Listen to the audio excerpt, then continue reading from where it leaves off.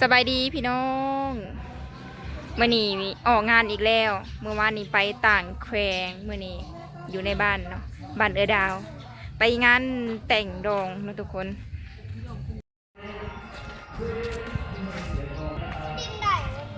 ขามฟ้านี่ก็แม่นงานดองเลยบ่ไกลใกล้ๆนี่ทรายตู้สบายดีไปดีคุณทุกคนเป็นงานดองเด้อเป็นงานดองเด้อไปนำกันเด้อเป็นนำกันเด้อใส่งานดองไปยางไปก่อนเจ้า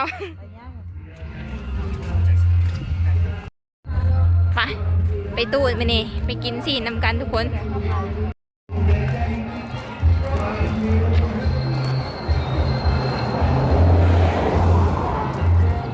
เพิ่นแห่เคยมาแต่8 โมงผู้แห่มาแต่เช้าเติบเจ้าสาวเมื่ออยู่น้ำเจ้าบ่าว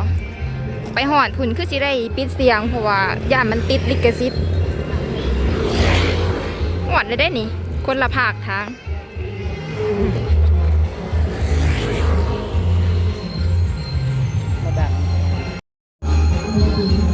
เสียงติดลิขสิทธิ์แท้ๆเนาะมาหอดนี่บอลสวยดองเพิ่นกับจีจดว่าเป็นใส่ซองเนาะเพิ่นบอกเพิ่นกล่าวเขาก็ได้มาซอยดองขับมาในงานแล้ว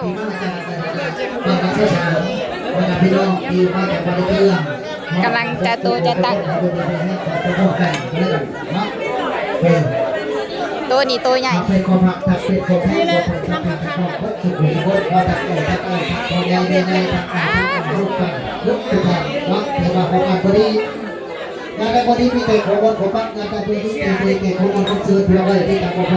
ยินดีกับผู้บ่าวสาวสร้างครอบครัวใหม่เด้อ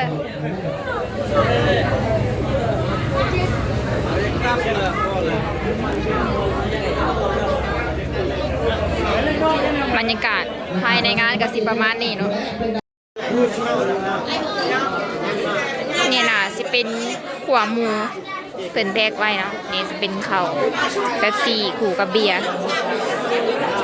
มากับอ้ายๆอะไรกับแม่ๆเอื่อยๆแล้วทุกคนถูกโต๊ะนี้ต้องมีเบียร์คนละลากเลยนี่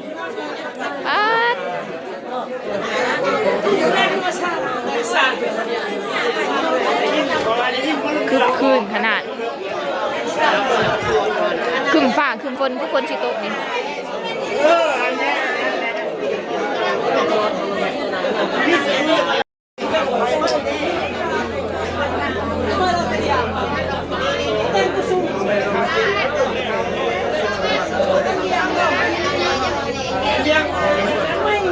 โซนเบื้องนั่นก็บอนเพิ่นเปิดตู้อิเล็กโทรนเนาะทุกคน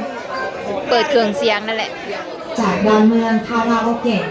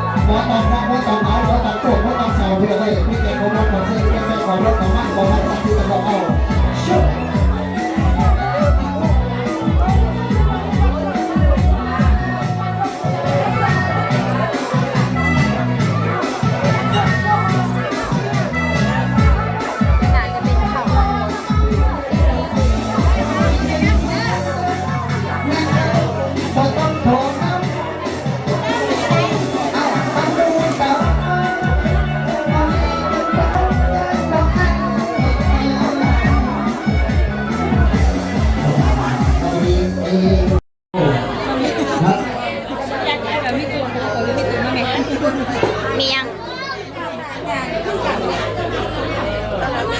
ภาษาสามัญดีเป็นภาษาบ้านภาษาแหล่งโอ้เร็ว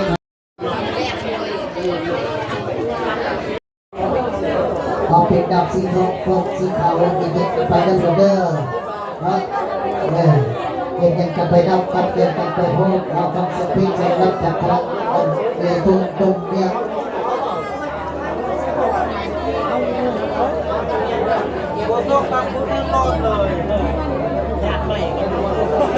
พอท่านจะบอกจะสอนให้ แล้วมาก็เดี๋ยวเรื่องของว่ากันจับเป็นเหนียวเลย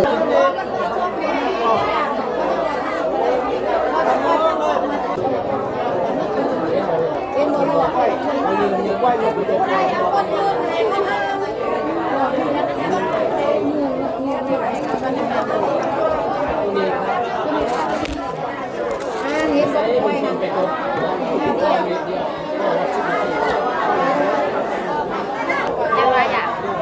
ยันวายา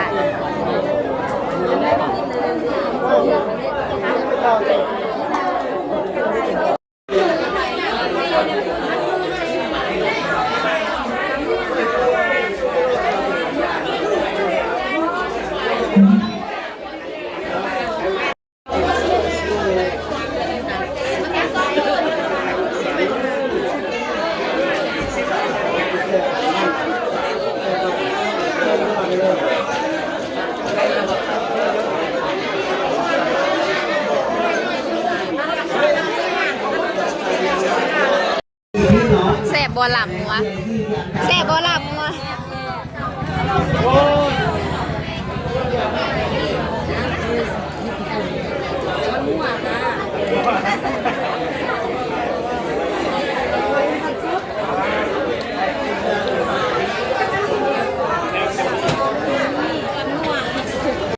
แข่งตุ๊กตาตุ๊กตาเราคนนี้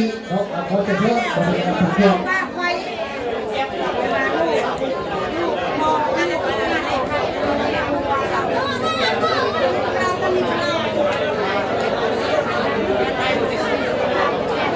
เอาไปใส่กระเพาะในปัจจุบันแข่งทยอยมาทยอยเมื่อ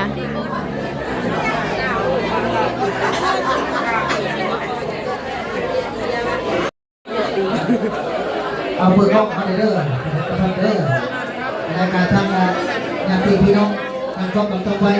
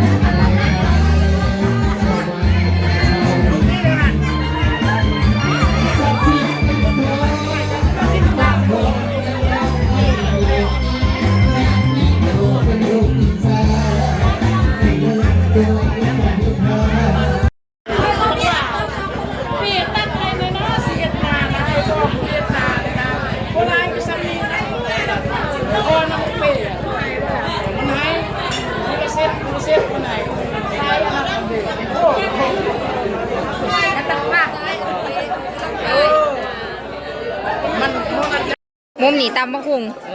ว้ายไปตาแซ่บอะไร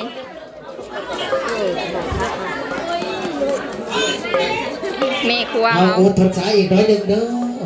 เพราะว่าอัตราวุฒิวัตรคอยกันจะเป็นสัตว์ ทั้งพุ่นซีเมนต์อันทั้งบ่อนเพิ่นเห็ดกินเนาะทุกคนผมเพื่อนหลังนั้นผม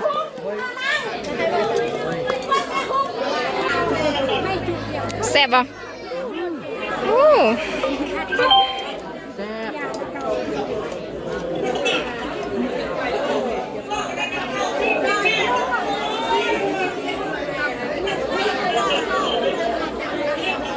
ทุกคนสิตกนี่แหละพี่น้องเอ้ย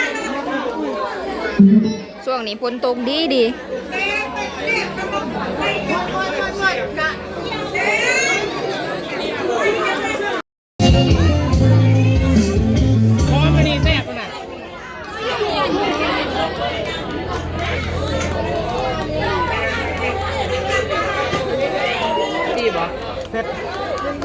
เผ็ดเจ็ดให้สาวซีหนวดเผ็ด ผู้สาวตำมะฮงแห้งสีแซ่บว้าว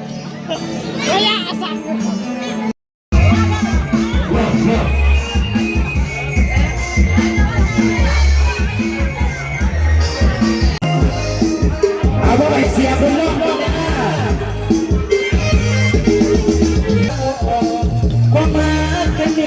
ให้นะ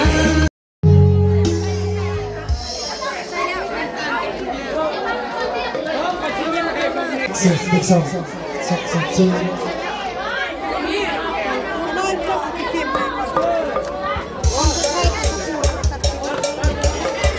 เอาประเด็นลงให้เนี่ยเล็ก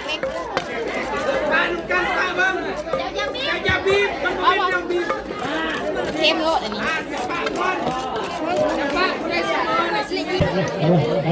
มาซับดิ อายุว่าก็จะดี ได้มันน้อยจนหิวสงสารโอกาสของนี่มันไว้พระน้องเป็นใจว่าสงสาร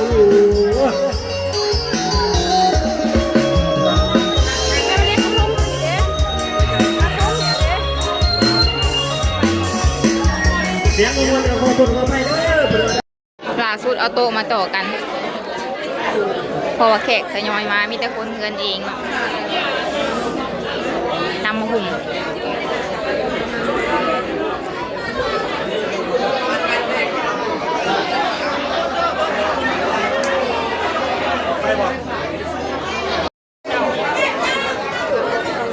ในงานก็อึกกระถึกอยู่ฮ้อนอบอ้าวคือฝนสิตก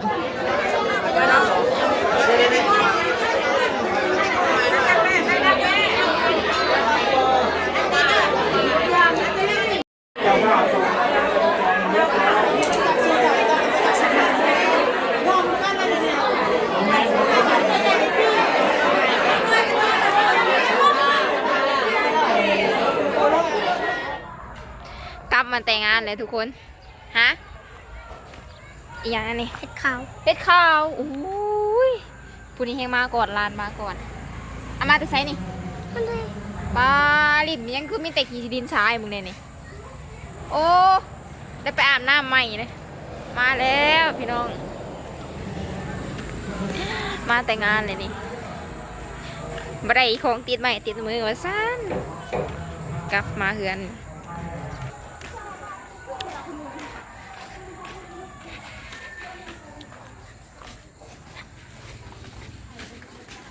มาเด้อเหยียบเล็กตะปูได้ค่ะ